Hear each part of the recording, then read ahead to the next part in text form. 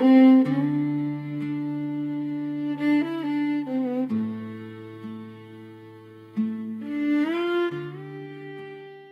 people of Elkview, West Virginia, have always known the hills carry sounds that don't belong. Most folks blame coyotes. Some say barn owls.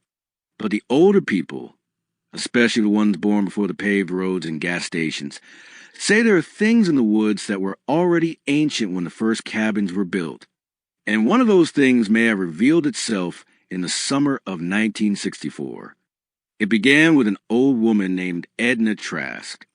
Edna lived alone near the edge of a winding back road outside Elkview, where the hills fold tightly together and fog settles low after sundown. She was known around town as quiet but trustworthy, the sort of woman who returned borrowed books early and never exaggerated a story in her life. One rainy evening, Edna visited the local librarian, shaking badly and refusing to drive home after dark. At first, she claimed she had nearly struck a white dog standing beside the road.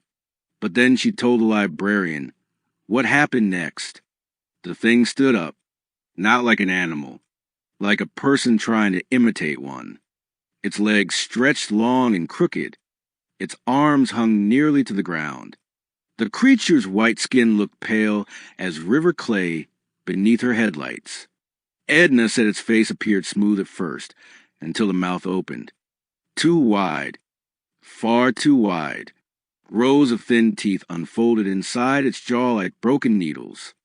Then came the sound. A screech so sharp she said it felt like ice being pushed into her ears. Edna froze behind the steering wheel. But before the creature moved toward her, lights from town appeared farther down the road. Engines echoed through the hollow. The creature turned its head suddenly, almost irritated, and bolted into the woods with impossible speed. Not frightened, avoiding the noise. Edna insisted it moved like a spider trying to run upright. After that night, stories spread quietly through West Virginia. Hunters in Kanawha County reported glimpses of something pale moving between trees. Livestock went missing from isolated farms. Several people claimed they heard shrill cries echoing through the valleys long after midnight. Then came the reports from Webster County.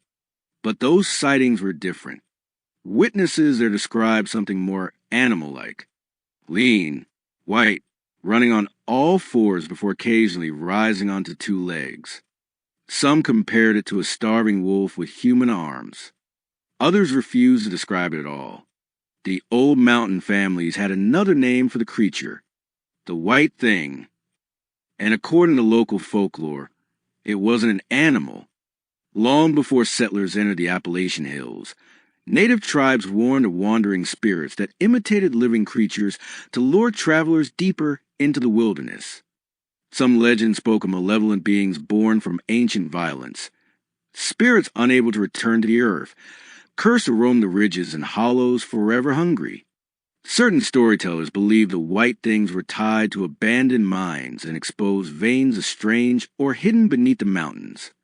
According to one tale, disturbing the deep places beneath the hills awakened things that should have remained buried. Not demons, not ghosts, something older.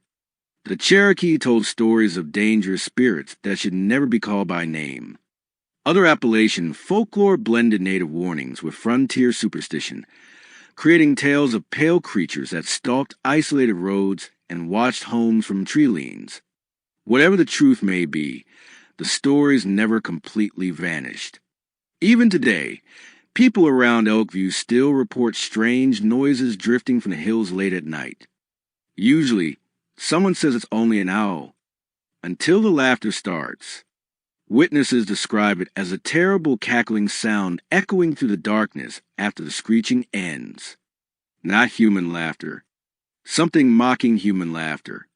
Something amused, as if it's watching, waiting.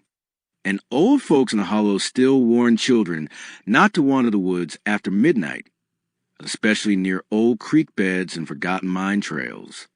Because according to them, Some things in the Appalachian Mountains were never meant to be found. For more forgotten folklore, cryptids, and terrifying legends hidden deep within the mountains and valleys, visit and subscribe to Warehouse of Strange Tales and Oddities. Be sure to like if you crave these types of stories and follow for more. Do you have a favorite cryptid?